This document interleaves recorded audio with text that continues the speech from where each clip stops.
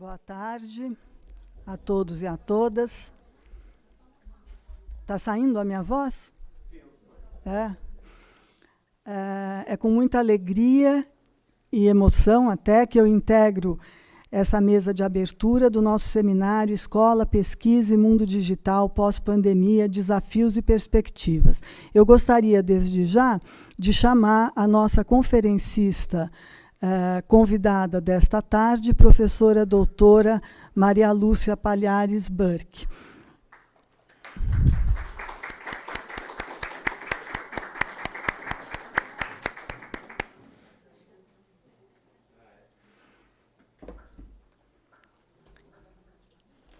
Este seminário não aconteceria sem o apoio do Grupo de Estudos e Pesquisas de Filosofia e História das Ideias Pedagógicas, do projeto temático Saberes e Práticas em Fronteiras por uma História Transnacional da Educação, da FAPESP, da CAPES e da Pró-Reitoria de Pesquisa e Inovação da Universidade de São Paulo. A todas essas instâncias somos gratos. Somos gratas também às funcionárias e funcionários que nos auxiliaram nesse trajeto. Lili, Renato, Roberta, Gabriela, Letícia, Luiz Fernando, Douglas e a nossa querida Daniela. Não posso também deixar de mencionar o GFIP, o Grupo de Estudos de Filosofia e História das Ideias Pedagógicas, que se envolveu muito diretamente na organização desse evento e sem o qual este seminário não aconteceria. Eu queria agradecer cada um de vocês, muito emocionada. Sou muito grata. Pensamos juntas este seminário durante um ano para refletir sobre a escola, sobre a universidade, sobre a pesquisa e sobre o ensino neste momento pós-pandemia. O que nós mobilizaremos dessa experiência que deixou em todo o mundo mais de 1 bilhão de crianças fora da escola, as práticas de escolarização pública surgem concomitantemente à instauração dos estados nacionais. A forma escolar articula sentidos e postula significados caros para a formação de novas gerações de cidadãos republicanos. A grande questão que se coloca hoje é a de saber como ficou a nossa forma de escola ao longo da pandemia e como ela será após a pandemia. As pedagogias digitais também veiculam uma dada sociabilidade, mas será a mesma sociabilidade que se desenvolvia antes? Cremos que não. A expansão das tecnologias digitais tem, como se sabe, transformado inteiramente as sociedades. Quais seriam os efeitos, por exemplo, de se valer das redes sociais com finalidade pedagógica? Será que a escola, que foi parar na tela digital, reproduziu seus antigos hábitos e rotinas? Sabe-se que a estrutura digital prevê a obediência e regras e as relações de poder automatizadas continuam sendo assimétricas, ou seja, continuam sendo relações de poder. A história, com a pandemia, se acelerou ou foi paralisada, não importa.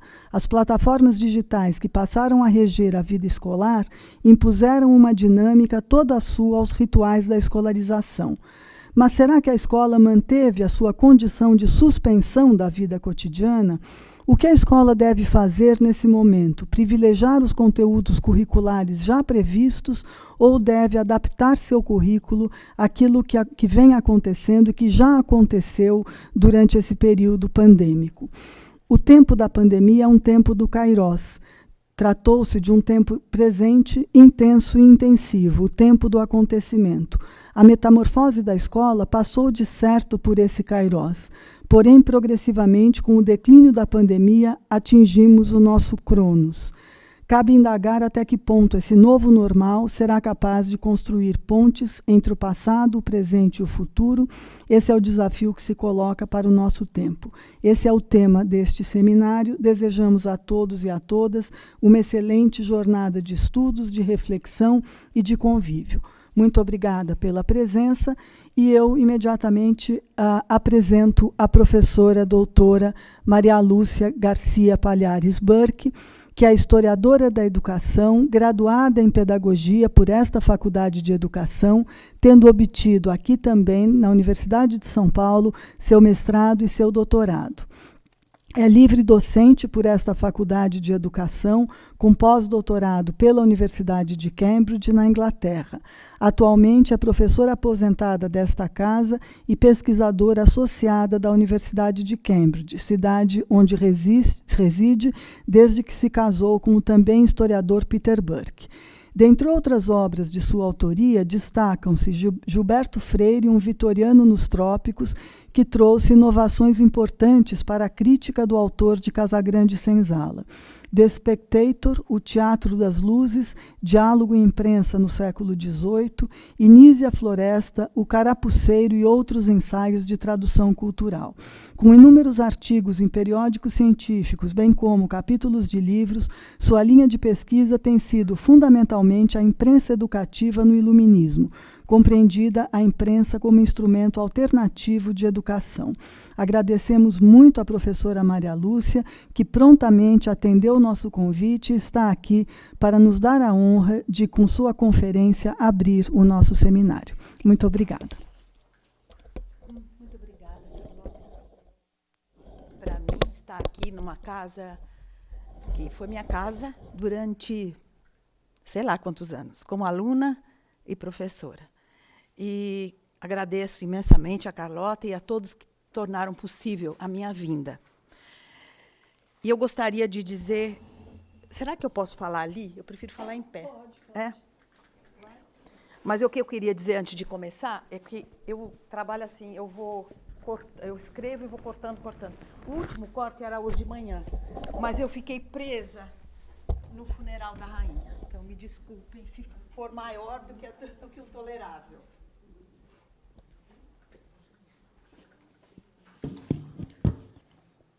Então, o nome que eu dei não é, acho que o nome que está no programa, né? São crises na educação e respostas numa perspectiva histórica.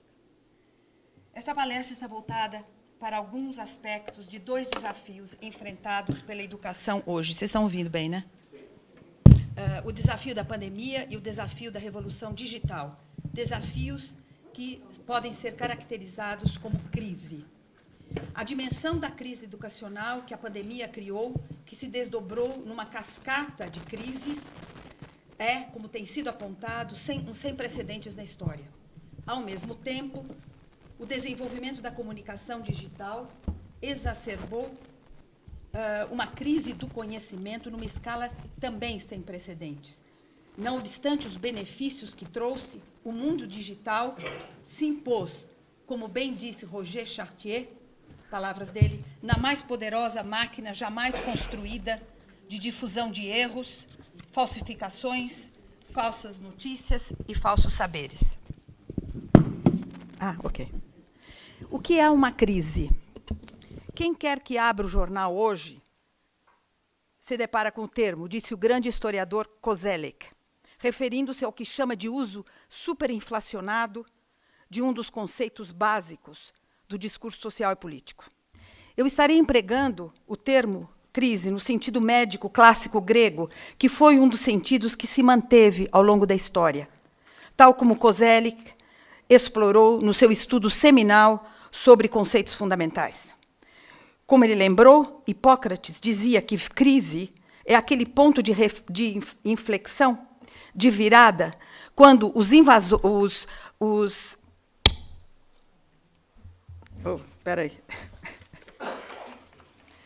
de virada crucial numa doença, que vai levar ou à recuperação ou à morte.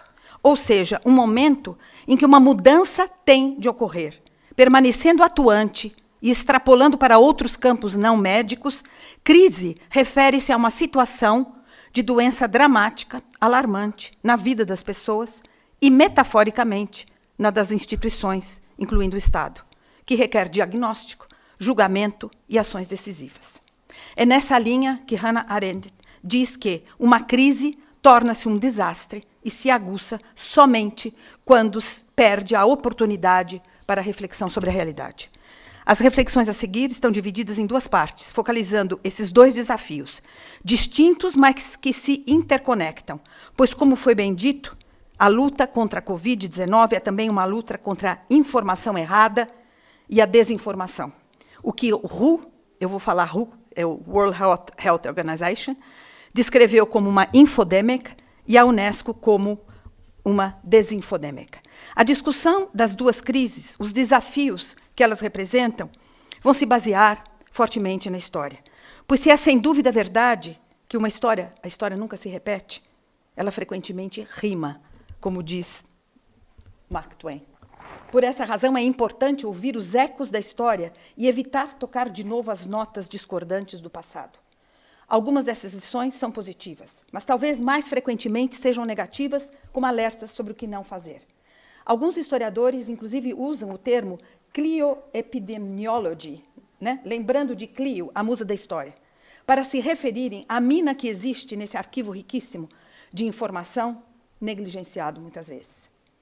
O historiador da educação, John Tosh, foi um dos fundadores do History e Policy website em 2001, com o objetivo de permitir que os elaboradores de políticas governamentais e a mídia se beneficiassem da pesquisa e análise do passado, feita pelos historiadores. Com isso, ele dizia, seria elevado o nível de conscientização histórica do público, colocando os assuntos de hoje em perspectiva histórica, ou seja, mostrando como chegamos até aqui. Um exemplo que dá força a essa ideia sobre a importância do passado para a reflexão sobre o presente é a invasão do Afeganistão pelos americanos em 2001, quando os invasores cometeram os mesmos erros que os russos haviam cometido em 1979 e os britânicos em 1842. Ignorando as condições locais, os britânicos foram massacrados, né, em 1842, ao retirarem-se de Cabul. Com as mãos congeladas, os soldados não podiam atirar, e com os pés congelados, eles não podiam marchar. Repetindo o erro de Napoleão, 30 anos antes, na Rússia. Da retirada britânica de Cabul, só sobrou uma pessoa, para contar a história. William Brydon, um médico cirurgião do Exército.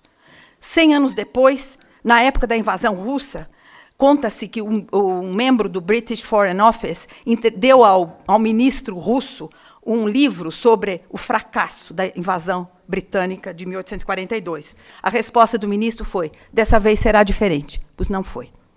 Né? Eles também foram massacrados, emboscados pelos guerrilheiros locais. E, de novo, em 2001, chegou a vez dos americanos. Apesar deles terem chamado um historiador que havia escrito uma história sobre o fracasso da invasão, o Dalrymple, está na lista bibliográfica, eles, apesar de terem chamado para ele, enfim, informar a CIA, a saída desastrosa de 2021 parece sugerir que eles nada aprenderam. Enfim, a recusa em aprender com o passado levou a uma reencenação da derrota. Pode parecer desnecessário, talvez, retomar o primeiro desses temas, pandemia, pois aparentemente o perigo já passou. Mas, infelizmente, não é bem assim. Em pleno junho de 2022, o número de infectados que aumentava no Reino Unido e em vários outros lugares. E os prognósticos para o inverno que se aproxima são preocupantes. É, enfim, muito cedo para se declarar o fim da pandemia. Pois o fato é que, não obstante a vacinação, que tende a diminuir, obviamente, o número de mortes, os efeitos a longo prazo permanecem.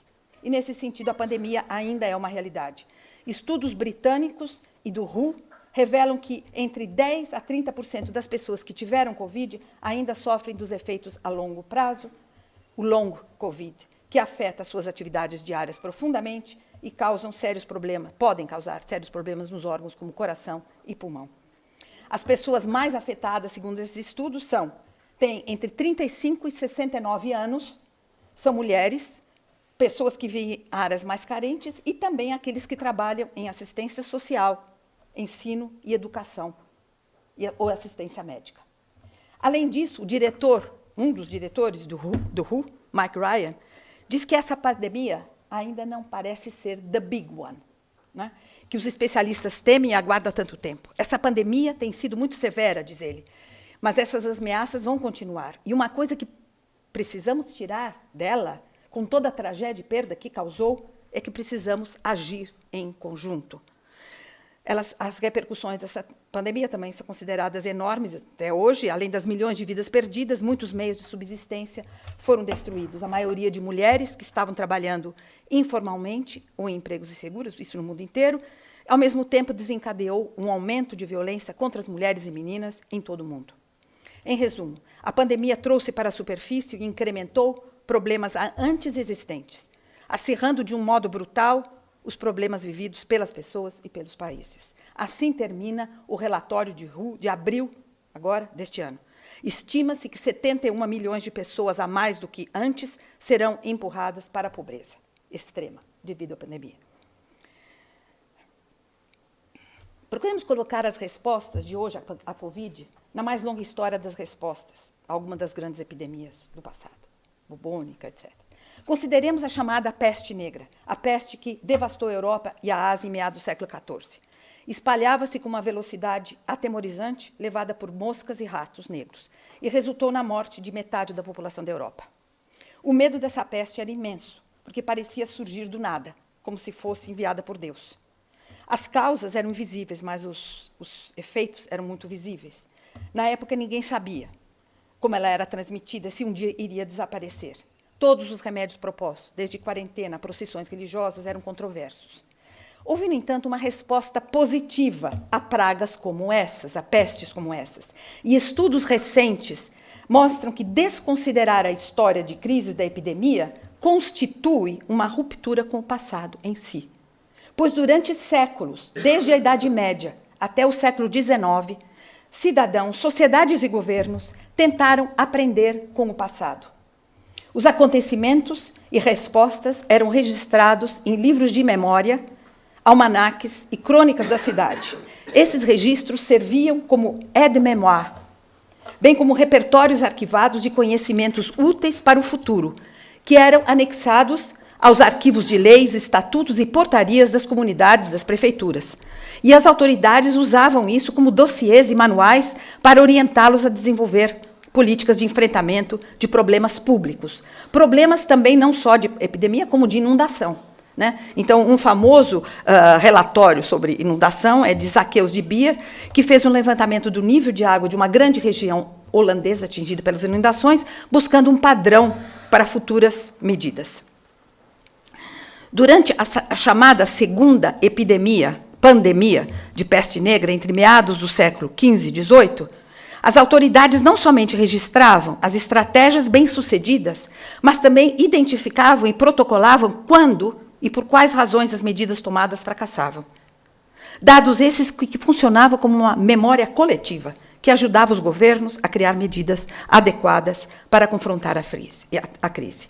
Enfim, o objetivo desse gênero de trabalho, de depoimentos, não era apenas praticar história pela história, mas sua função era muito mais geral, mais prática e muito orientada para o futuro, muito mais do que muitos estudiosos até recentemente achavam. Interessante para nós, acho, é a crônica de Miguel Paredes, um curtidor de couro de Barcelona, que, escrita em 1651, a fim de registrar em detalhe não somente como as mãos de Deus se manifestavam, mas quais medidas tinham sido tomadas para combater a epidemia. A natureza devastadora da peste era tão desconhecida na Barcelona de 1651 quanto de outros lugares da Europa em 1348, como, na verdade, até 1894, quando foi descoberto. Né? Vigorava ainda a crença, amplamente difundida, de que a doença era uma punição pelos pecados. E rezas eram feitas em todas as igrejas, na esperança de que Deus perdoasse. Paredes registrou tentativas de se prever o progresso da doença, observando o movimento dos astros. E também notou que as grandes procissões que eram feitas para pedir que a Virgem Maria intercedesse, na verdade, tornaram-se ocasiões para maior difusão da doença. Descrevendo o escopo de outras medidas e esforços para combater a doença, ele acessava a sua eficiência. Assim como outros cronistas da peste, ele suspeitava de que as roupas dos doentes que haviam sido descartadas tinham sido roubadas e vendidas e, portanto, tornaram-se novas fontes de contágio. Desse modo, o relato de Paredes e outros não era somente um registro rico e comovente da perda e do deslocamento social causado pela peste, mas era uma fonte de referência para o futuro, e com insights valiosos. Paredes, por exemplo, critica duramente as autoridades locais por não declararem publicamente a existência da peste no início da eclosão, não tomarem medidas adequadas e, claramente, por comportarem-se não em prol do bem público, mas a favor de seus próprios interesses. A corrupção e a covardia dos poderosos, diz ele, tanto leigos quanto clérigos, são horríveis, né? E ele denuncia. Outro dado que seu relato enfatiza e que abriu uma janela para investigações mais recentes foi que nenhuma, apesar do horror que foi a peste em Barcelona, nenhuma minoria étnica, facção política e estrangeiros foram culpados pela peste, como parecia ser a norma. Porque, de fato, o lado sombrio, relativamente recorrente, mas relativamente, das respostas às grandes epidemias é o que hoje os sociólogos chamam de pânico moral, em que se buscava bodes expiatórios, ou seja, grupos que poderiam ser tidos como responsáveis pelo sofrimento e morte, e oferecia uma explicação simples e inteligível, imediata. O caso mais memorável foi a culpabilização dos judeus, no século XIV, que, de acordo com os rumores, haviam envenenado os poços, riachos e fontes. Pogroms, como vocês sabem, se seguiram a essas acusações, que aconteceram de Barcelona a Basel, na Suíça. O mais famoso de todos, sendo de 1348, que já foi chamado de Holocausto Medieval. Tal o número de judeus que foram forçados, sob tortura, a confessar o crime, e como punição foram queimados vivos. Centenas de comunidades judaicas foram dizimadas nessa época. Mas os judeus não eram os únicos. Estrangeiros e minorias eram culpados comuns. Em Sevilha, em meados do século XVII, quando morreu 1/4 da população, os negros eram acusados de transmissores. Enquanto em Pádua, a peste era atribuída aos alemães, que ali viviam, protestantes.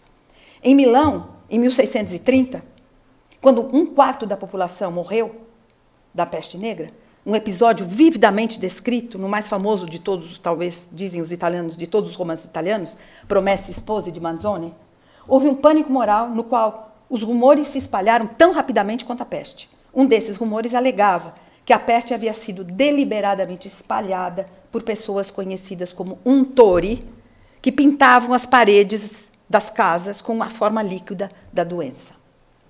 Do mesmo modo, em Nova York, em 1832, durante a epidemia de cólera, o Conselho Médico anunciava que a doença na cidade está confinada aos imprudentes, aos intemperados e àqueles que se injuriam tomando remédios inapropriados. Acreditava-se que os mesmos vícios, intemperança e imoralidade, que condenavam o homem à pobreza, o tornavam uma vítima favorita da cólera. Nessa busca por bodes expiatórios, no Brasil como na Europa, os pobres também foram culpados pela cólera.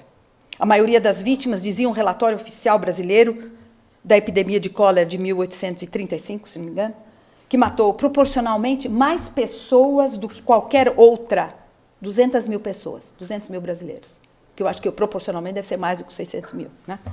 Eram escravos, não? Então o documento dizia, eles eram escravos e pobres, que não prestavam atenção à higiene pessoal.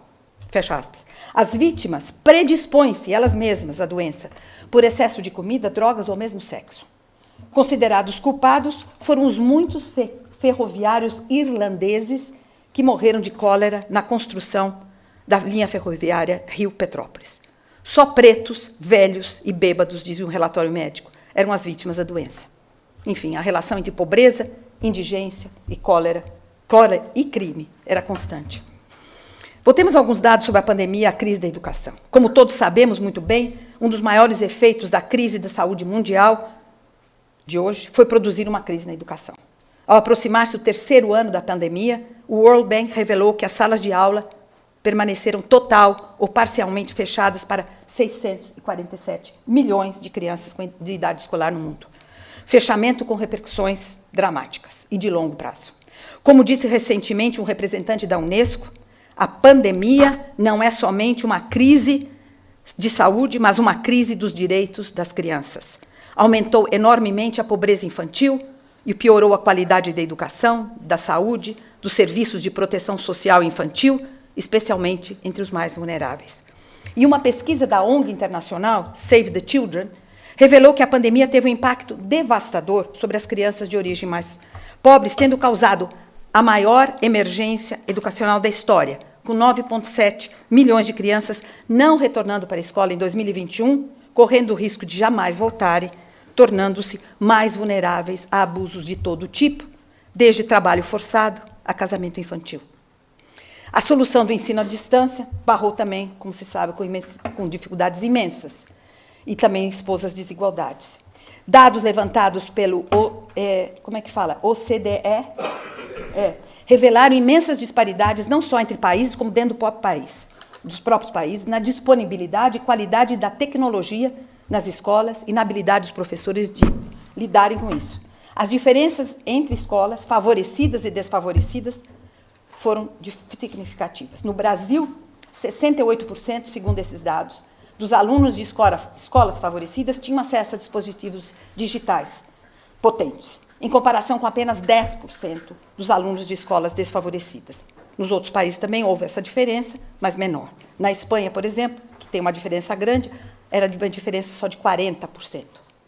40 pontos percentuais, 70 e 30. Um dos grandes desafios foi também o mais imediato e efêmero, muito forte na Inglaterra. Não sei tanto quanto, é porque tem um exame muito importante, que é o exame chamado A-Level, com 17, 18 anos. Então, o fechamento das escolas, né, fez com que essa situação colocou problema de futuro imediato, especialmente para os estudantes que perderam aulas pouco antes de exames que podem determinar o resto de suas vidas, sem dúvida, oferecendo ou negando oportunidades de ir para a universidade, competir para empregos específicos e assim por diante. Se esses foram alguns dos efeitos da Covid na educação, pensemos no reverso. Qual poderia ser o papel da educação na resposta a esses desafios? E das políticas governamentais que informam a educação e contribuem para a atitude da população em relação a essas respostas? E quando se discute isso, acho importante pensar não somente em escolas e crianças em idade escolar, mas também nos adultos, sobre o que os adultos, assim como as crianças, precisam aprender, o que precisam saber, a fim de lidar com esses desafios. Então, devo dizer que estarei usando o termo educação no sentido amplo, que inclui aprendizado formal e informal, considerando o papel que pode ser exercido por vários agentes, não estritamente escolares, no processo educativo. A Unesco tem falado muito no que ela chama de media partners, que é a contribuição essencial de jornalistas, cineastas, radialistas, muito importantes na África, músicos, artistas em geral, no combate à desinformação e na divulgação de informações corretas. Um exemplo que sempre tenho em mente é o do segundo periódico diário inglês do século XVIII, The Spectator, que eu estudei no meu doutorado, que se impôs como modelo da imprensa educativa iluminista, modelo desde a Rússia de Catarina Grande, Estados Unidos de Benjamin Franklin, até o Brasil do padre Carapuceiro no século XIX. Tendo florescido numa época marcada por uma crença imensa no poder da educação que não se confundia, não se limitava à escola, e em que os educadores não eram somente mestres por profissão. Em que filósofos, jornalistas, romancistas, pintores, homens e mulheres de letras, em geral, consideravam-se educadores devotados à tarefa de ilustrar o público, ou, como dizia Diderot na Encyclopédie, de mudar o modo comum de pensar. Enfim, há expectativas diametralmente opostas diante desse momento decisivo, dessa crise em que vivemos. De um lado, educadores, pensadores e autoridades que veem nela, no desafio da Covid, uma grande oportunidade para surgir uma resposta global, significativa, capaz de gerar uma nova ordem mundial solidária e progressista, e equipar as próximas gerações com a capacidade de ler o mundo como cidadãos globais, o que se justifica plenamente, dado que a pandemia revelou que o mundo está inescapavelmente unido em seu destino. Mas, de outro, há os que veem na crise atual o oposto, ou seja, observam que as mazelas do mundo tenderam a aumentar. Tem um Foreign Affairs, uma revista que eu gosto muito de relações internacionais, tem um artigo: a pandemia acelerará a história em vez de reformulá-la, já em abril de 2020. Há muitos dados que confirmam tal visão. Como no caso da AIDS, a Covid matou e hospitalizou muito mais os indígenas, negros e latinos, segundo os dados de uma agência de saúde norte-americana. Ou seja, os já marginalizados foram mais marginalizados. Suas mortes e sofrimento desproporcional, explicando-se como resultado de disparidades estruturais. A essa altura, eu penso útil, se bem que um pouco desconcertante, falar sobre o famoso filósofo italiano Giorgio Agamben. Para surpresa de muitos de seus admiradores, ele se impôs como um dos ferrenhos, um dos maiores críticos da resposta dos Estados à Covid. E também crítico à passividade das pessoas diante disso, sugerindo a possível consequência política das medidas tomadas. Aqui, como tudo na história, temos de levar em conta as consequências não intencionadas. Ele publicou muitos artigos e blogs extremamente controversos que abalaram a sua reputação, fazendo com que ele fosse mesmo igualado a Trump e Bolsonaro. Mas ele continuou. E você sabe muito bem, quem conhece, ele não é nada de extrema-direita ou coisa assim. Então, nesses blogs, nesses artigos, ele denuncia a desproporcionada intervenção do Estado, que ele chama de despotismo técnico, médico, intervenção, aspas, frenética, irracional, injustificada. Baseando-se naquela distinção que ele usa muito entre zoe e bios, a vida digna e a vida nua, vida simplesmente vivida, ele fala sobre as atribuições autoritárias do governo, são a radicalização mais recente das formas de domínio sobre a vida social que tem caracterizado a cultura ocidental. Para ele, a biopolítica moderna se expressa na crise da Covid, revelando que o mundo se transformou em um lugar em que o estado de exceção coincide perfeitamente com a regra, e em que a situação extrema se converte no próprio paradigma do cotidiano. A política da pandemia, diz ele, expõe uma erosão profunda, ética, social e mesmo metafísica, que não poupa ninguém, ou muito poucos. Num dos blogs, ele diz, é óbvio que os italianos estão dispostos a sacrificar praticamente tudo, as condições normais de vida, relações sociais, trabalho, amizades, afetos, convicções religiosas e políticas, ao perigo, ao simples perigo de ficarem doentes. Agora, diz Agamben, esse é o momento, o limite que separa a humanidade do barbarismo foi cruzado. E a prova é como os italianos estão tratando os mortos. Palavras dele. Como podemos ter aceito, em nome de um risco que nem mesmo podemos quantificar, que não somente as pessoas que são queridas por nós, mas seres humanos em geral, possam ter de morrer sozinhas, como também, e isso é algo que nunca aconteceu antes, em toda a história, que seus corpos possam ser queimados sem um funeral? Por mais que posições como essas possam ser desconcertantes, temos de convir que tal visão desesperançada tem suas razões. Ao invés de gerar uma mudança de direção no mundo e se impor como um ponto de virada, a pandemia estaria marcada pela fraca cooperação global, pelo nacionalismo da vacinação, que prejudica a todos, a curto ou longo prazo, a discordância entre grandes potências, etc. O que os oficiais do WHO, em dezembro de 2021, o que eles disseram, respalda esse prognóstico. Dizem eles, o continente africano possivelmente não atingirá sua meta de vacinar 70% de seus 1,3 bilhões de habitantes contra o coronavírus até a segunda metade de 2024. Enquanto isso, muitas nações ricas já atingiram sua meta e estão agora administrando doses de reforço. Termina. Nós nunca sairemos disso, se não trabalharmos juntos, como um único mundo. Aqui, nesse ponto, a história pode trazer alento aos céticos, que poderiam dizer, como dizem, que a educação alguma ou política de intervenção alguma pode efetivamente sanar crises, como a que vivemos. Pois alguns estudos empíricos recentes têm questionado essa inevitabilidade, sugerindo que uma ordem social mais progressista e solidária, com cidadãos globais, não é totalmente utópica. O que esses estudos, que cobrem desde a Idade Média até a história contemporânea, revelaram é que, se é verdade que atrocidades foram cometidas ao longo da história contra os culpados por epidemias, ela também foi o palco de muitas manifestações de compaixão, de sabedoria e de estratégias para lidar com epidemias. Estou aqui pensando especialmente nas pesquisas lideradas, eu tenho tudo aí na bibliografia, se vocês quiserem ver, por historiadores da medicina e da cultura, especialmente holandeses, que se debruçaram sobre a questão de como as sociedades ocidentais conviveram com as epidemias que reapareciam periodicamente ao longo dos séculos. E também estou pensando especialmente num livro de Samuel Kohn, historiador medieval escocês, de quem eu me tornei fã, desde que eu descobri, que é uma verdadeira tour de force.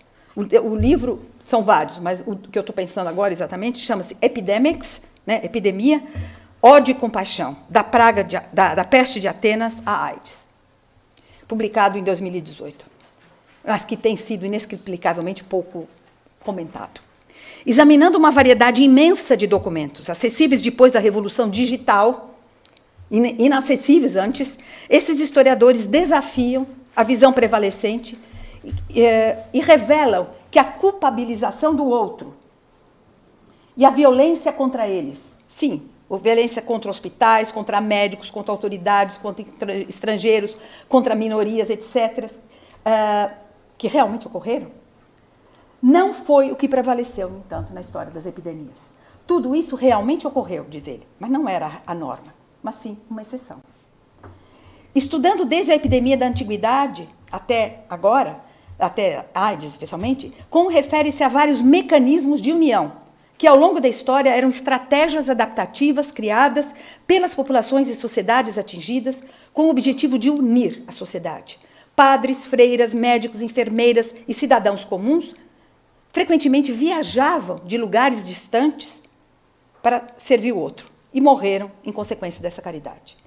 Sabe-se que Lutero converteu sua própria casa num hospital improvisado para as vítimas da peste.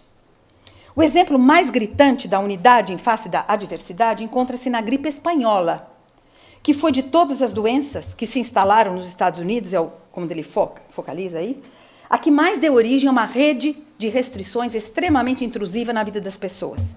Foram instituídos verdadeiros lockdowns, que me lembra muito a Inglaterra, porque aqui não chegou a ser isso, proibindo enterros, fechando escolas, igrejas, universidades, qualquer tipo de reunião doméstica ou pública, passeios no parque, crianças na rua, etc. Além disso, medidas draconianas impuseram prisão e multas de até $500, em 1918, né? Para os que tossissem, espirrassem, beijassem ou falassem alto e demais, perto das outras pessoas. E até cruzadas contra o cuspe foram inauguradas em vários lugares e dos Estados Unidos passaram de Nova York, passou para o resto do país e do resto do país para outros países. Apesar desse clima de medo e de punição, pessoas de todas as classes e posições se juntavam, corriam risco e desobedeciam às ordens vindas do alto para aliviar o sofrimento dos outros. Jovens brancas, ele tem uma parte sobre jovens brancas e ricas, cruzavam pela primeira vez as fronteiras dos bairros mais pobres, onde a maioria das vítimas vivia, né, para varrer o chão, cozinhar, cuidar das crianças e dos doentes. Ou seja, o medo do contágio não prevaleceu. E, no seu lugar, houve um contágio de voluntariado, compaixão e sacrifício, em prol do bem público. Raramente, diz ele, assim ele termina essa parte, raramente na história humana houve tantos voluntários a serviço da humanidade. Estudos recentes também mostram que as epidemias deram origem a movimentos de reforma social a partir de baixo, estimulados pela percepção de profundas desigualdades e injustiça, que haviam sido exacerbadas, já existiam, mas foram exacerbadas pelas crises, como agora, né? Entre 1200 e 1425, quando a Europa sofria dos efeitos devastadores da peste, houve não menos do que 1112 revoltas, que eram protestos contra o impacto desproporcional da doença nas classes mais baixas, na sua situação econômica. Em 1381, os camponeses ingleses protestaram contra os seus salários baixos e queriam mais direitos políticos. Enfim, não conseguiram. Mas epidemias também funcionam, como dizem esses estudos, funcionaram como câmara de combustão para movimentos de protestos liderados pelos menos privilegiados, que se viam frustrados diante das desigualdades exacerbadas no período de pandemia. E tomavam isso como uma oportunidade para tentar uma virada. Muitos desses movimentos não tiveram sucesso, mas houve protestos bem-sucedidos, como o movimento pela paz dos Bianchi, não sei se já ouviram falar, que eles vestiam-se de branco, por isso Bianchi, que andavam pela Itália, muito dividida, cheia de inimizades entre as comunidades, entre as cidades, entoando seu mantra, paz e misericórdia, incentivando correntes de confiança entre pessoas comuns e elite, e entre diferentes comunidades rivais, buscando a paz, unidade e concórdia para a proteção de todos contra a pestilência. O ensinamento que esses casos têm a dar, e eles conseguiram muito, os Bianchi, né, nesse caso. O ensinamento que esses dados têm a dar é que quanto maior as medidas vindas do alto parecem justas e transparentes, e levam em conta as expectativas, preocupações e objeções da sociedade, mais as medidas preventivas, especialmente as medidas preventivas não farmacêuticas, que era o que existia grande parte de todos os séculos, e a vacinação, quando foi o caso, são bem-sucedidas. Há, enfim, uma relação inversa entre movimentos de protesto contra as medidas tomadas pelas autoridades e as ideias conspiratórias com o nível de confiança que se tem no governo ou nas autoridades. Criar confiança e legitimidade é, pois, a lição, segundo esses estudos, né, que é crucial para se enfrentar crises como a que vivemos. Bom, as reflexões agora vão estar divididas, né, focalizando os desafios da Covid e da revolução digital que se mistura. Já nos referimos ao fechamento das escolas como um dos maiores desafios, né? Mas é o mais efêmero. Um problema maior e de longa permanência é o efeito da pandemia nas atitudes públicas. Ao menos 3 respostas para a crise têm se baseado em informações falsas, como sabemos, que são muitas vezes o resultado de tentativas deliberadas de enganar o público, mas algumas vezes também são expressões de medo, de pânico. Uma dessas respostas, no Brasil e em outras partes do mundo, foi a visão de que a própria Covid é o resultado de uma conspiração. O senador norte-americano, foram vários, mas um deles, Tom Cotton, republicano, chamou o vírus de uma arma biochinesa. E na China, a mídia colocou a culpa do vírus nas Forças Armadas americanas. A segunda resposta foi negar a necessidade da vacina, como alguns chefes de Estado fizeram, do Brasil à Bielorrússia. Alexander Lukashenko referiu-se ao medo do vírus como uma psicose e argumentou que a infecção poderia ser curada com vodka. Uma terceira resposta tem sido o argumento de que a vacina é ela própria uma ameaça que causa autismo, infertilidade nas mulheres.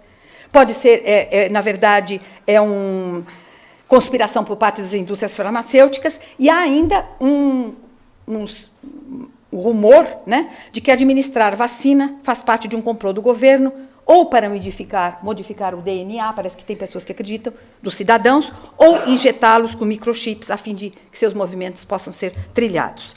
Ora, os medos expressos por respostas como essas à pandemia são novos. Não são novos, aliás. Apesar das frequências de referência ao DNA, parece que modernizaram, né? Terem certamente atualizado a linguagem.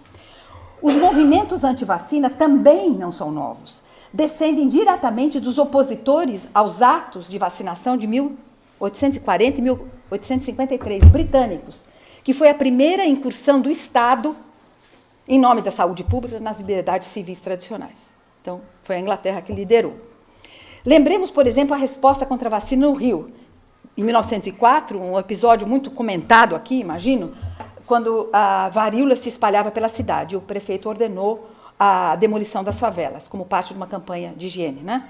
Cumpre lembrar que, seguramente, as autoridades deviam saber que, não há muito tempo, a varíola fora tão letal quanto a peste negra e que cegava grande parte dos que sobreviviam.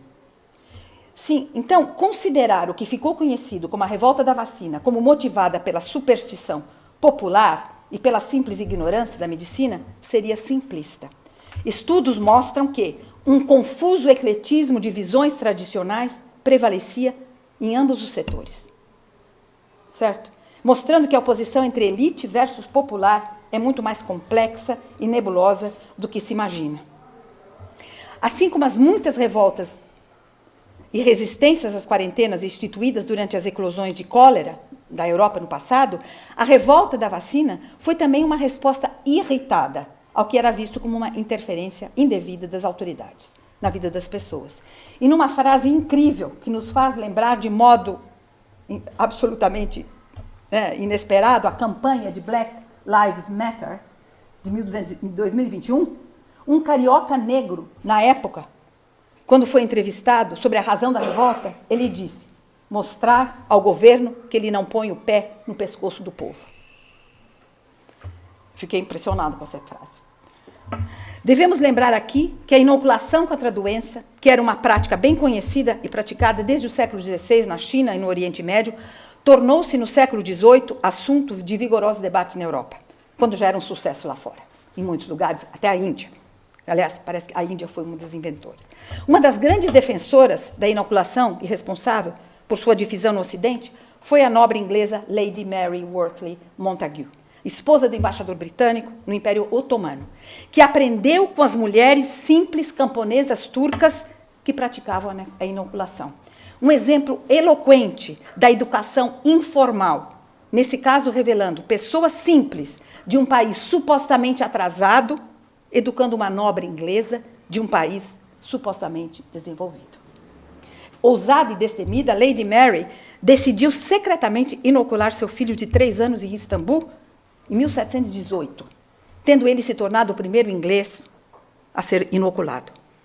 Retornando à Inglaterra, ela fez uma campanha para a adoção da inoculação no país, campanha que enfrentou forte oposição. Foi admiradíssima por Voltaire por conta disso. Apesar de ter tido um sucesso passageiro e localizado, a vacinação permaneceu um fenômeno marginal na Europa por décadas. Em Londres, um reverendo uma igreja em Holborn, no centro, bem no centro de Londres, pregava, enquanto ela fazia a campanha, que os homens eram punidos por seus pecados por esse vírus e que procurar evitar a doença, essa sim era uma operação diabólica. Então ela foi, né, a ação dela foi muito chacoalhada. Importante novamente novamente apontar que a oposição à vacina nem sempre tinha e tem um caráter anticientífico, como nós vimos com o Agamben, irracional e próprio de gente negacionista. Mesmo após a invenção de novas técnicas de vacinação e da vacina contra a varíola, que foi invenção do cientista britânico Edward Jenner no final do século XVIII, havia ainda riscos reais. Né? Já que, por exemplo, a cowpox, que foi de onde ele criou a vacinação, ela podia trazer infecções de outras doenças que a pessoa tinha. E foi reconhecendo riscos como esses que médicos, cientistas, governos reagiram e reagem, continuando a investigar as vacinas, a fim de identificar e minorar os perigos, mesmo se pequenos, se comparados com a não vacinação. Ao mesmo tempo, a história da vacina tem mostrado que a educação do público sobre a vacina e seu valor, seu caráter científico, assim como sobre a importância das intervenções não farmacêuticas, educação sobre tudo isso, impõe-se como uma necessidade permanente, já que céticos dessa prática que salva vidas têm aparecido e reaparecido e assim continuarão ao longo da história, questionando sua eficácia e até sugerindo que o seu efeito letal. O que tudo isso tem a ver com a educação? A principal mensagem de um inquérito feito sobre a, não sei como é que fala em português, Mad Cow Disease, de 2000, a principal mensagem desse inquérito longo foi exatamente a importância de se ser honesto com o público sobre a incerteza. E o reconhecimento de que a história testemunha de que a credibilidade das mensagens de saúde pública depende de uma abordagem honesta e aberta, que inclui instruir o público sobre a inevitabilidade da incerteza e mostrando que essa incerteza não é uma fraqueza da ciência. A verdade é que, colocando a Covid-19 em perspectiva histórica, nos lembra que toda pandemia é também um passo para o desconhecido, com problemas específicos a exigirem soluções específicas. A curto prazo, as culpabilizações de todo tipo que nós já mencionamos parecem ser impossíveis, quer de refutar ou de reprimir. Por outro lado, a longo prazo, o público, adultos e jovens, crianças, certamente podem, e na verdade devem, ser ensinados a ser crítico com as histórias que ouvem, sobre epidemias e outras. Né? Ele deve aprender a perguntar quem pode estar espalhando essas histórias, no interesse de quem seria espalhá-las, e, acima de tudo, qual a evidência para as alegações que as histórias fazem. Né? E isso, então, nos leva ao desafio da revolução digital. Como outras revoluções na comunicação, a revolução digital coloca diante da humanidade vários desafios. O desafio digital difere do desafio da invenção da imprensa, assim como do desafio imediato da Covid. Porque, no caso da mídia digital, nós não temos muita ideia de quais podem ser as consequências desta revolução a longo prazo. Sabendo-se hoje, esse dado eu peguei ontem, que os usuários ativos da social media, mesmo antes da pandemia, eram, em janeiro de 2020, 49% da população mundial. E haviam crescido em um ano 10%. Então, antes da pandemia, 49%. E tinham subido de 39% para 49% em um ano. Eu não sei os dados de hoje. Imagine um jornalista entrevistando um historiador ou professor de comunicação hoje e perguntando sobre essas consequências. A resposta prudente seria: pergunte-me daqui a 50 anos. É claro que alguns comentaristas têm sido menos prudentes, quer estejam discutindo o que pode ser chamado de novo analfabetismo ou ascensão das fake news. Por novo analfabetismo, eu quero me referir à ideia de que uma geração mais nova, e talvez mais velha também, está perdendo a habilidade de ler textos longos, quer de ficção ou não, do começo ao fim. Um instrumento central, acho que podemos dizer, para se pensar. Hoje, muitos de nós não leem no sentido preciso do termo, mas simplesmente tendem, pelo menos, a escanear. A resposta à questão de se essa é ou não uma descrição da situação correta depende de pesquisa ainda a ser feita mais sistematicamente. Mas uma abordagem relativamente recente, semi-biográfica, autobiográfica, feita por Nicholas Carr, oferece um relato claro e vívido dos perigos possíveis.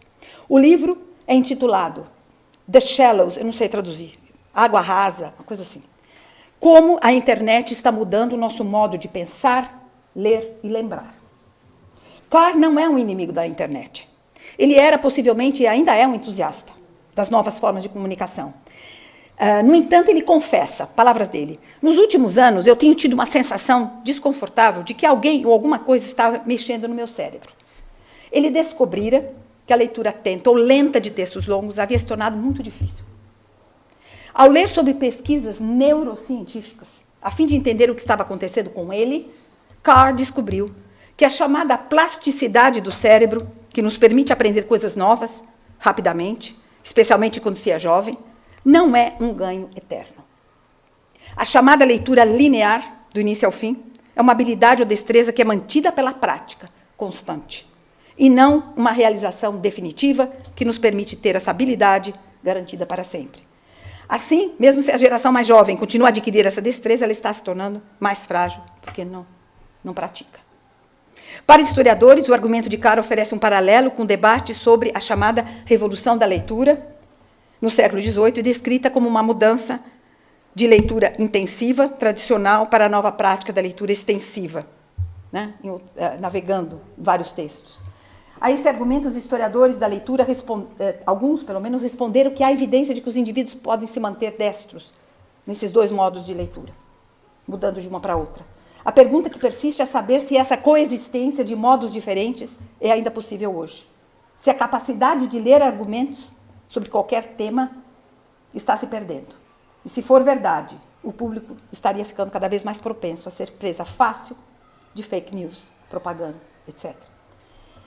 Indo agora para o problema das fake news, a ideia que está se espalhando nos últimos anos é que estamos vivendo uma era da pós-verdade.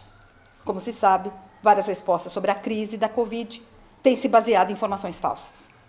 Em estudos mais profundos, um deles, o livro Post-Truth, do conceituado autor Matthew D'Ancona, a ascensão da fake news está claramente ligada à proliferação da mídia social na era da internet. Nesse ponto, é prudente nos perguntarmos como essas afirmações se mostram a partir de uma perspectiva histórica.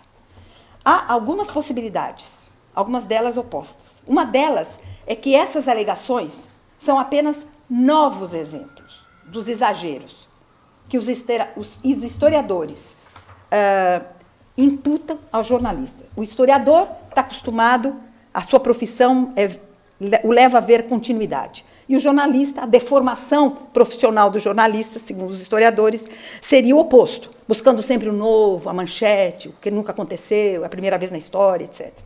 Outra possibilidade é que estamos, de fato, vivenciando uma grande mudança, né?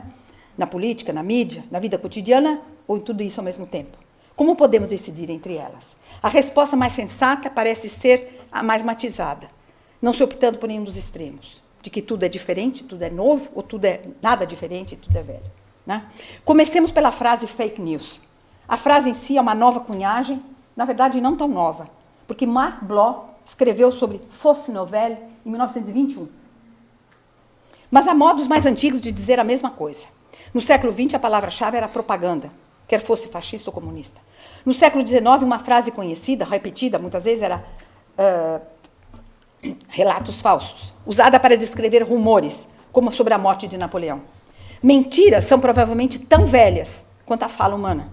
E como bem lembrou Marc Bloch, certas épocas estão especialmente propensas ao mal das mentiras. E estas vêm aos cachos. Será que isso significa que nada de novo está acontecendo? Para responder essa questão, é necessário distinguir objetivos e métodos. O objetivo de enganar as pessoas é muito antigo. Por outro lado, os métodos mudam no decorrer dos séculos. Como lembram filósofos da ciência, mentir não é nada novo.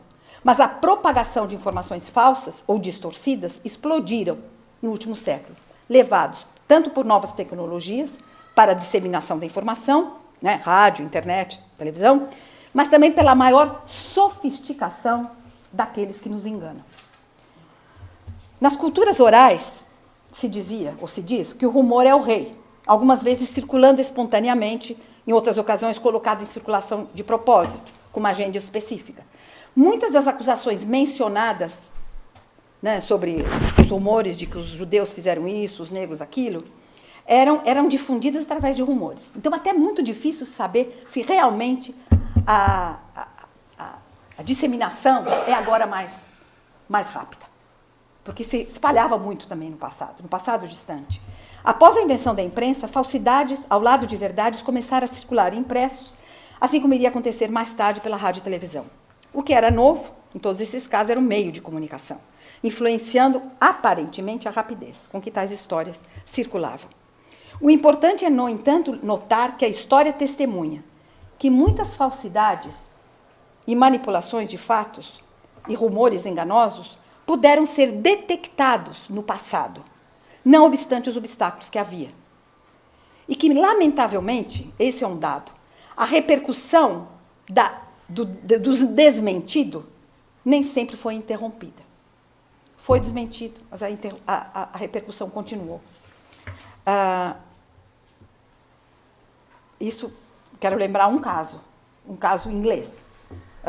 Deve haver inúmeros outros, em todos os lugares. Mas o chamado Popish Plot, o complô papista, de 1678, referia-se a uma conspiração católica para matar o rei, Charles II, o anterior ao Charles agora. O rei mesmo não levou a sério essa denúncia. Nem colocou, isso nem estava na Gazeta Oficial. No entanto, descobriu-se quem era o criador da mentira. Ele foi preso por perjúrio. No entanto, esses rumores foram crescendo e criando o que se chamou uma histeria católica, um pânico moral, que levou mais de séculos a ser diluído. Ao menos 22 indivíduos foram executados, 9 jesuítas, e a legislação que foi criada proibia os católicos, dentre outras coisas, de viverem em Londres e Westminster e participarem do parlamento. Essa legislação só foi abolida em 1829, com a Roman Catholic Relief Act, ou seja, quase 2 séculos depois. Certo?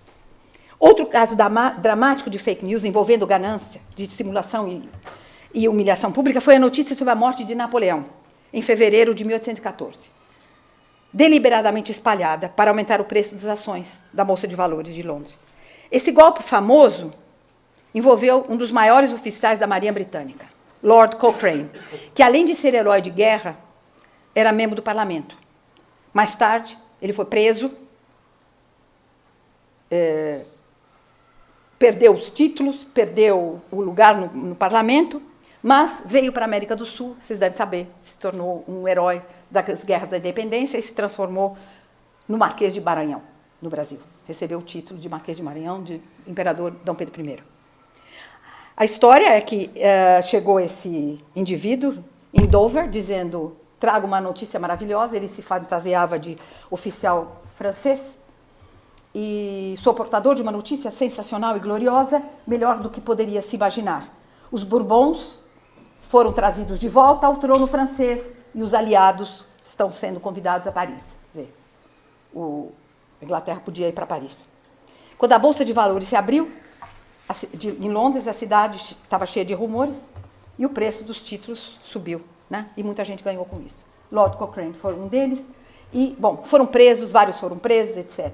O caso aqui, o que é mais interessante, é a importância da tecnologia para a descoberta de falsidades. No caso da morte de Napoleão, teria sido completamente diferente a história se ela tivesse ocorrido 30 anos mais tarde, com a invenção do telégrafo, a comunicação seria instantânea, então a falsidade seria imediatamente descoberta. Bom, a revolução digital e a ascensão da mídia levaram esses estágios mais adiante, especialmente desde que companhias gigantescas, como a Google, passaram a dominar essas formas de comunicação.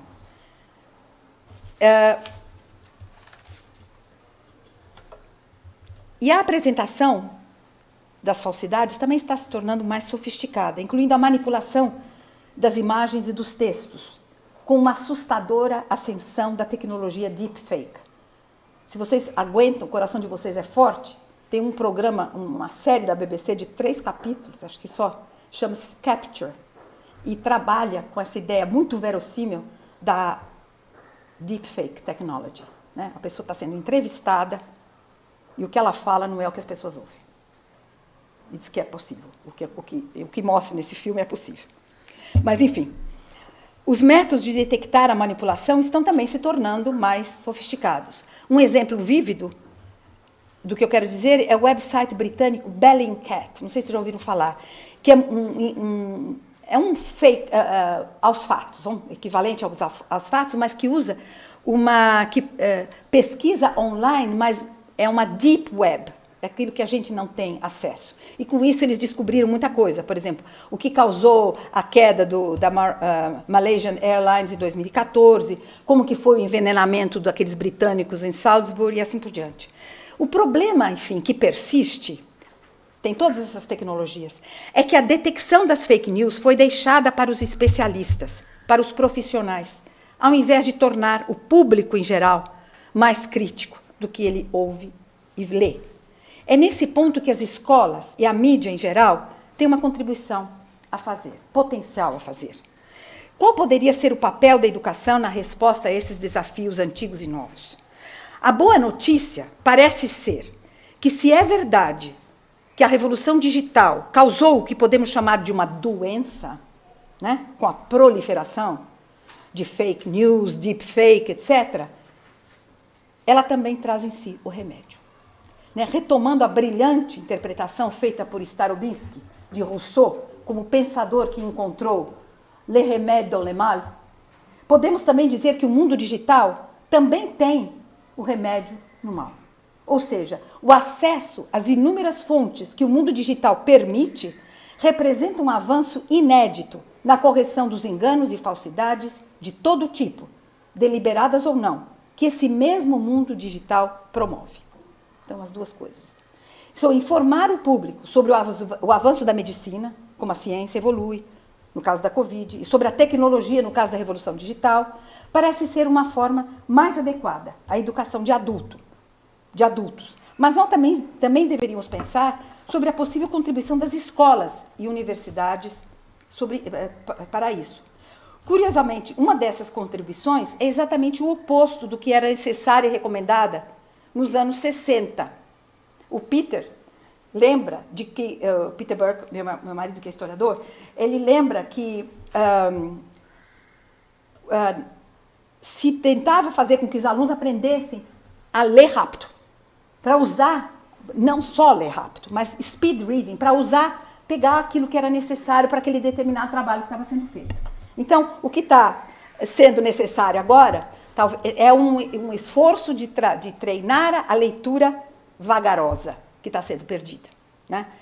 Na verdade, cursos como esses já estão sendo dados nos Estados Unidos, no que chamam de Information Literacy, né?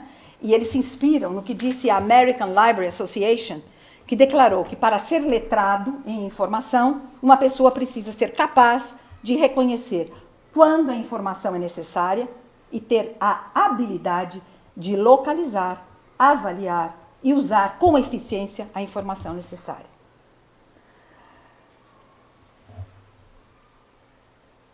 Bom, ensinar adolescentes, adultos, crianças a serem críticos sempre foi uma parte importante da educação. Acho que ninguém nega isso, né? Mas deveria poder se expandir hoje para incluir tudo o que pudesse contribuir para se criar um detector de falsidades. Eu não sei se já ouviram falar nessa frase usada por Ernest Hemingway, crap detector. Né? Há décadas, né, quando o jornalista e romancista Ernest Hemingway, uma das tarefas dos educadores seria ajudar os alunos como construir esse crap detector para si mesmos. E para isso há uma coisa essencial a se fazer, como enfatiza d'Ancona, aquele autor que eu mencionei, quando ele diz: a mais urgente missão cultural, educacional da nossa era é aprender a navegar na web com discernimento. Eis alguns pontos a serem incentivados pela escola e outras agências educativas, buscando aproveitar a oportunidade, esse momento crítico que a crise da pandemia gerou, de pausar, reconsiderar e repensar o que cabe à educação e como ela pode contribuir para formar cidadãos globais. Então, alguns pontos, deve haver muitos outros, isso que eu pensei. Conscientizar os alunos, o público, de como os instrumentos de pesquisa, como o Google, são feitos também para manipular aqueles que os usam. Conhecer websites tais como Reality Check, ou Aos Fatos, ou Bellingcat, onde as informações e afirmações são verificadas. Alertar contra pânicos morais, em outras palavras, alertar contra medos irracionais de ameaças à sociedade feitas por agentes diabólicos, entre aspas, que vão desde comunistas a muçulmanos, etc.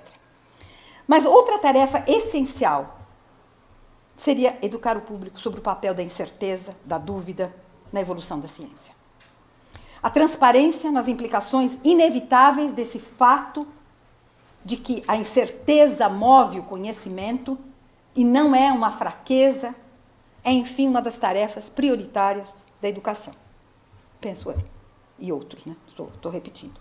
O que é algo muito benéfico. Segundo John Dewey, ele diz, a educar na incerteza, porque esse aprendizado, muito possivelmente, será acompanhado por humildade, curiosidade e abertura de espírito.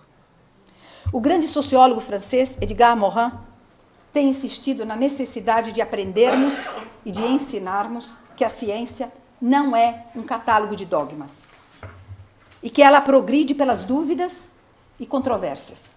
Ensinar que o que caracteriza uma teoria científica é exatamente o fato dela ser refutável é um ensinamento imprescindível e que pode começar bem cedo, para que o público não perca a fé na ciência e não a confunda com dogmas religiosos. Mostrando ao público que as controvérsias fazem parte da pesquisa científica e garantem seu progresso, a confiança do público na ciência e nas medidas baseadas na ciência, mesmo sendo incerto, que é menos abalada. A crise em que vivemos, diz Morin, abriu a oportunidade para se enfatizar a inevitabilidade da incerteza no progresso do conhecimento e na vida em geral, que representa uma quebra, diz ele, no que a nossa civilização nos inculcou sobre a necessidade de certezas, frequentemente ilusórias. E tem uma frase famosa dele, em vários artigos, que é mais ou menos o seguinte, ele varia um pouco, mas é mais ou menos isso. Procuramos cercar-nos do maior número de certezas possível, mas viver e navegar no mar de incertezas. Por ilhotas e arquipélagos de certezas em que nos reabastecemos. Bom, eu gostaria de terminar contando uma história, que eu penso ilustrar de modo dramático, não sei se vocês conhecem, algumas das ideias tratadas aqui sobre educação, e que se ligam ao que diz Edgar Morin, e também ao que diz Paulo Freire, que tem sido colocado como colega de Morin, seu colega de dúvida, na dúvida rebelde e da incerteza.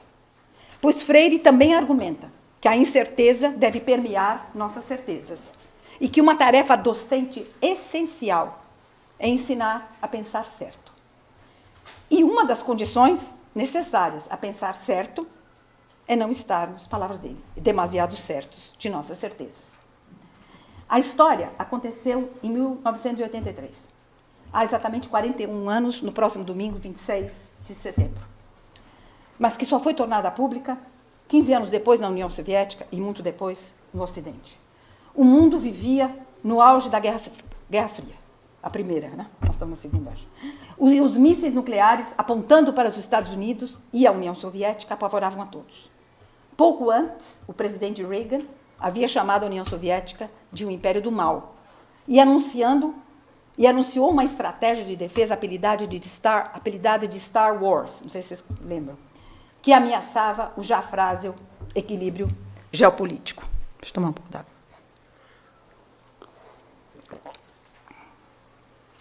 Três semanas antes, de 26 de setembro, os soviéticos haviam derrubado um avião comercial coreano, que saíra do Alasca e se desviara sem querer para o espaço aéreo soviético, matando 269 pessoas, incluindo um congressista norte-americano.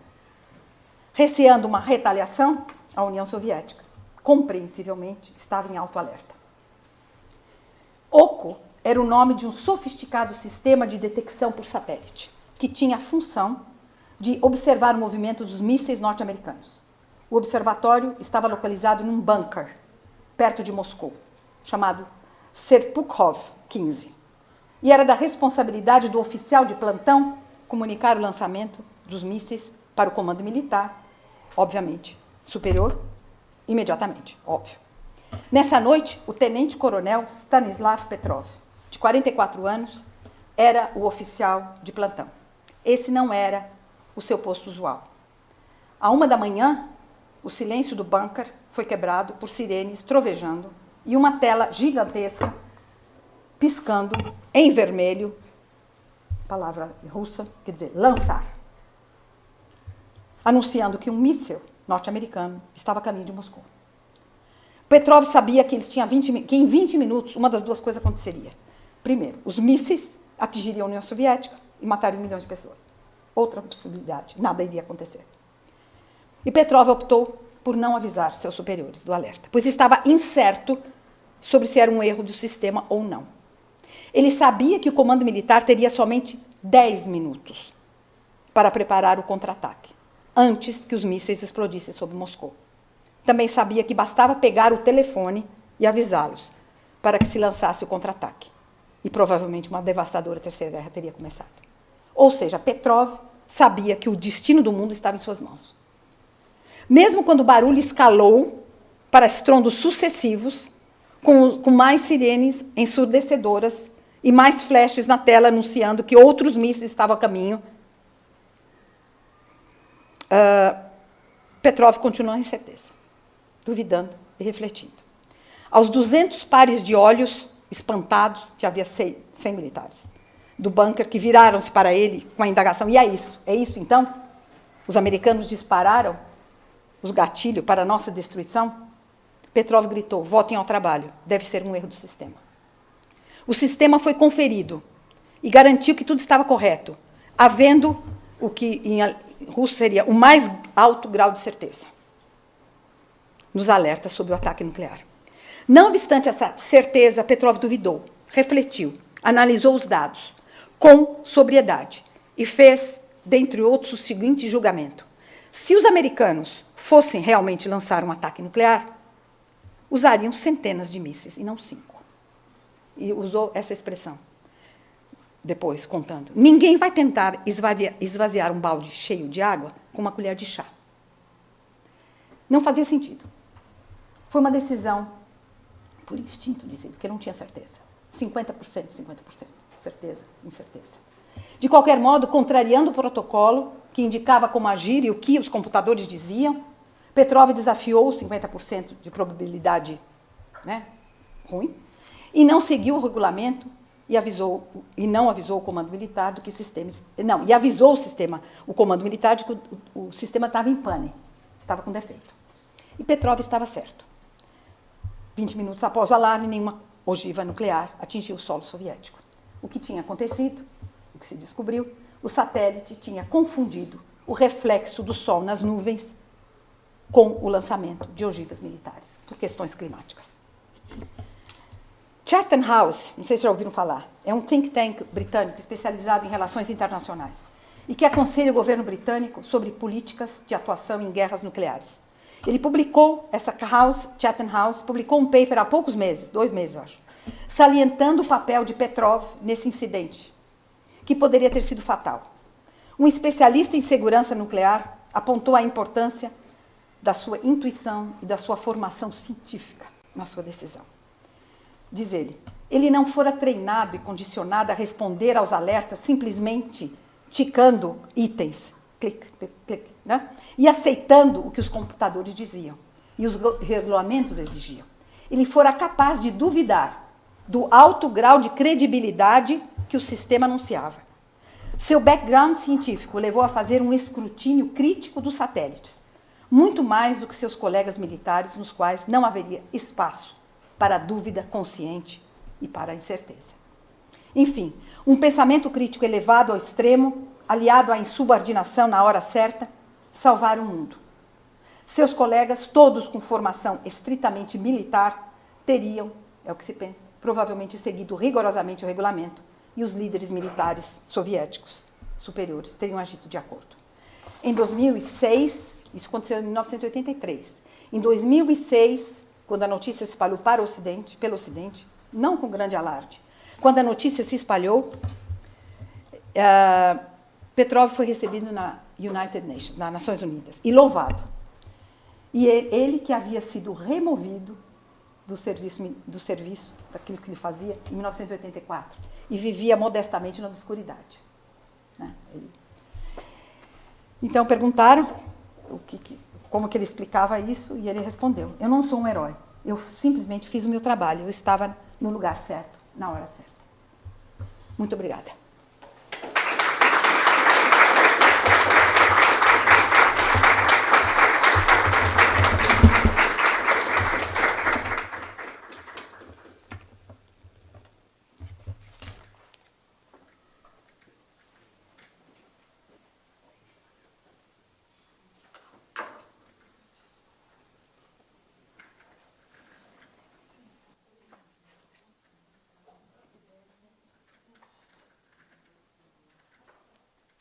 Bom, depois dessa brilhante conferência de abertura, que passou pela história política, pela história social, pela história das mentalidades e pela história da educação, com absoluta fluência e erudição, não é? Nós deveríamos encerrar esta sessão de hoje, mas a professora Maria Lúcia se dispõe a ouvir e responder 2 ou 3 perguntas, contrariando, digamos, o protocolo que diz que conferência não tem perguntas, nós podemos fazer aí, abrir para os comentários de vocês. Então, sintam-se à vontade para colocar alguma questão à professora. Josemir, acho que é bom você vir para cá, Josemir, para poder gravar. Não, está gravando, está transmitindo.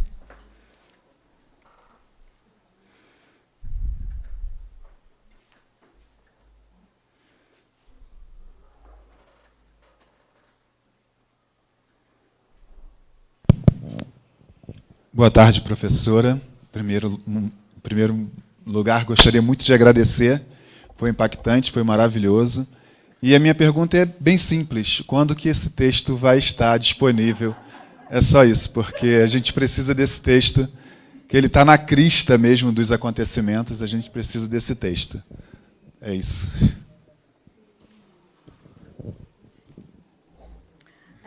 Não sei. Não, eu escrevi para falar aqui, não tinha a intenção de publicar, mas enfim. Não, será publicado, nós temos a intenção de publicar. E a minha pergunta era a mesma do Josemir. Obrigada, Josemir. Ok. Professor Francisco? Sim, eu queria começar por, obviamente, parabenizar a professora Maria Lúcia pela brilhante conferência que fez. portanto, a sua conferência levou-me exatamente também à questão de como é que em Portugal vivemos esta questão da pandemia, nomeadamente da comunicação dos mídia com a população. Precisamente as questões da incerteza, etc. Porque é muito interessante, obviamente, porque no discurso científico vivemos com a incerteza, não é? Portanto, isto é hoje publica-se um paper que diz uma coisa e, portanto, amanhã publica-se outro paper que contradiz, de certa forma, portanto, aquilo que foi publicado, não é? E isso começou a aparecer, de facto, nos mídia e na comunicação social portuguesa. E, portanto, os jornalistas um dia davam uma notícia com base num estudo científico que dizia uma coisa e, passado uma semana, estavam a dar quase o contrário, o que, de certa forma, também acabou por jogar contra a credibilização do discurso científico, não é? Em que, de facto, as pessoas menos informadas começaram, de certa forma, também a duvidar, bom, mas o que é isto? Que ciência é esta? Que parece que não se entende, porque há um dia diz uma coisa e outro dia diz outra, não é? Portanto, e de facto é isso. Portanto, é de facto necessário uma educação para a incerteza que de facto não existe. Isto é, a educação para o espírito crítico, que tem que se construir, obviamente, mas que a escola em muitas circunstâncias não o faz, não é? Portanto, é uma escola reprodutora, portanto, em vez de ser de facto uma escola de crítica. Muito obrigado. Exige um ensino com essa dimensão, exige uma formação dos professores incrível, né? Tem que começar pela formação dos professores, né? É uma tarefa, aparentemente, pelo menos inicialmente, inglória, porque não acontece de uma hora para outra, certo? Então, é muito difícil, porque as informações se contradizem e... eu não tenho resposta para isso. É uma tarefa muito difícil, inglória. Mas eu achei importante, quando eu trouxe o Agamben, eu não sei quantos vocês sabiam disso, que eu uso o Agamben para outras coisas, eu fiquei surpresa e falei, primeiro, como tantos outros, falar, se perdeu, não sei o que aconteceu com ele. Aí eu resolvi ler, né? Ler o que ele estava falando. E realmente tem base o que ele está falando. Né? É desconcertante, mas ele é de uma coragem incrível. Eu sei que ele perdeu muitos admiradores, mas ele também não está preocupado com isso, né? Bom, então também queria parabenizar a palestra, foi excelente, de fato foi um passeio, como disse a Carlota, muito bem, aliás, um passeio para a história social, história das mentalidades, história da educação, enfim, história política. E eu concordo com essa tese central de que os rumores sempre existiram, de que as mentiras sempre existiram, que, enfim, que fake news é um nome diferente para alguma coisa que já se praticava, sei lá, né? Mas eu acho que o ponto de inflexão aqui é a questão da velocidade. Então, enquanto uma mentira, né, um rumor, ele se propaga ao longo dos anos, e aí alguns dos casos em que você foi trazendo, Maria Lúcia, foram justamente isso, né? Mostrando como que isso vai tendo uma longa duração. Hoje, a gente vive na sociedade do instante, né, em que você mal lê uma mensagem que vem no seu WhatsApp e você já compartilhou na sua lista sei lá, de pessoas que você conhece. Né? Você não tem... eu acho que a relação entre tempo e velocidade de difusão é que mudou. E, nesse sentido, né, a sensação que eu tenho é que hoje a gente não tem mais o tempo da pausa. Porque é esse 1 segundo de reflexão, antes de você apertar o send, que faz toda a diferença no mundo. Né? Que você não apertou, você falou, que é a história final que você contou. Né? Foi aquele, no caso deles, foram 20 minutos de reflexão. Hoje em dia, a gente tem, talvez, 3 segundos de reflexão antes de apertar. Mas são esses 3 segundos que fazem a diferença. Então, o que me preocupa hoje não é exatamente a questão da produção dos rumores, mas é a velocidade com que eles se transmitem e como que a gente pode, e acho que tenho certeza que você não vai responder essa pergunta, assim, como, porque você não trabalha nessa área, mas como que a gente pode, nesse sentido, enfatizar a pausa. Sim. Acho que a pausa que é a grande, talvez, a grande revolução dos dias de hoje, é você deixar para responder o e-mail no dia seguinte. Já pensou nisso? Que coisa impressionante, você não ter que responder imediatamente o e-mail que você recebeu, né? E você deixar para o dia seguinte. Porque, por outro lado, as pessoas cobram a gente de uma resposta imediata. Né? Então, nós vivemos numa sociedade do instante, e eu acho que essa que é a grande inflexão, é sair da sociedade do instante. E isso acho que é alguma coisa que a escola pode contribuir. A escola, os professores. Eu não sei se as escolas aqui, sei que na Inglaterra, em algumas escolas, pelo menos, que eu conheço, tem aula sobre os problemas da revolução digital. Eu não sei aqui até que ponto isso chegou aqui. Mas, voltando aos rumores, sim, eu acho que deve ser inegável que a rapidez aumentou barbaramente. Mas eu estou lembrando que em 1348 foi o ano em que os judeus foram dizimados, comunidades inteiras desapareceram, foram dizimadas. E os rumores de que eles envenenavam os poços, os riachos, etc., mas que não era num local só, que foram para a Suíça, enfim, pela Europa, eles atravessavam fronteiras enormes e muito rapidamente, tanto que houve um holocausto.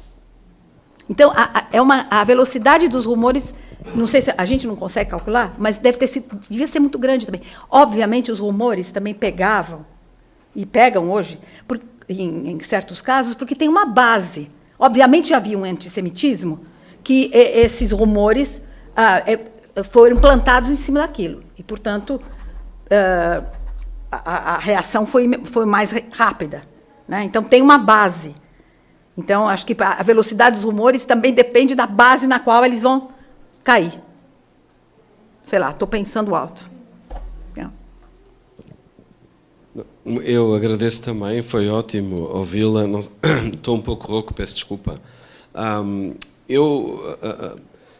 Nas suas reflexões e na maneira como fez digressões por domínios e tempos tão diferentes, claro que ficamos a pensar no nosso próprio tempo como sendo um tempo de retorno, um tempo de regresso de alguma coisa que nós imaginávamos que se originava no presente. Há, no entanto, uma questão, não sei se quer falar um pouco, que é talvez uma crença que nós que trabalhamos na educação, de imaginar que também, historicamente, a educação escolar representa, digamos assim, esse espaço da dúvida e da incerteza. Ora, eu creio que isso não é, quer dizer, não é que nós não gostássemos que isso acontecesse, mas a instituição escolar, ela afirma-se na história, pelo menos nos últimos 2 séculos, a meu ver, como uma instituição que representa a resposta e não a pergunta. E que, portanto, é uma instituição que não treina a dúvida, não treina a incerteza, pelo contrário, só pergunta aquilo a que sabe responder. E também se criou, dentro da instituição escolar e da cultura escolar, essa ideia de que o pensamento crítico, no fundo, é o trabalho que uma criança ou um jovem levam até chegar às crenças que os adultos que têm à sua frente representam. E então isso para nós foi muitas vezes o pensamento crítico.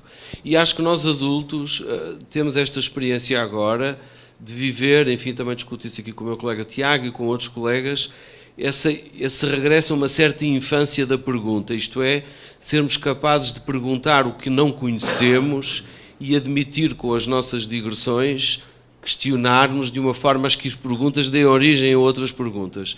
E os adultos têm muita dificuldade em fazer isso. E, portanto, claro que nós admitimos que a ciência vive da dúvida, vive da incerteza, mas não sabemos bem fazer isso com as crianças, com os mais novos, porque nós próprios, e a pandemia mostrou isso, não nos confrontamos existencialmente com as dúvidas. Nós representamos a verdade, não é? E essa ideia de que o professor é o representante da verdade e o representante da verdade saber, legítimo, né? do saber, e que esse saber é um saber científico, é uma ideia que a escola universalizou e, portanto, eu diria que no espaço público todo o mundo, e a Diana falou agora, fala como se tivesse certezas. Mas talvez, historicamente, o professor tenha sido essa primeira figura que falou sempre como representante de uma verdade. E é nesse momento, penso eu, que o trabalho da ciência se distingue do trabalho da educação, como sendo dois mundos, enfim, que falam aparentemente de ciência e disciplinas e de saberes, mas que trabalham com dois operadores diferentes.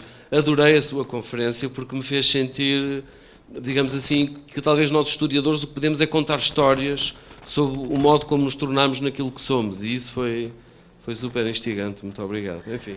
Muito obrigada, porque concordo plenamente com o que você disse, não tem nada a acrescentar. Realmente você tem razão. E então é um desafio muito grande mudar toda uma tradição, né? Uma fechada, né? Interessante. Bom, agora sim nós podemos encerrar essa sessão, lembrando vocês que à noite nós temos os professores Anne-Marie Chartier e Roger Chartier, que também nos deram a honra de aceitar o nosso convite e estarão aqui conosco para as suas respectivas conferências. Muito obrigada e até lá.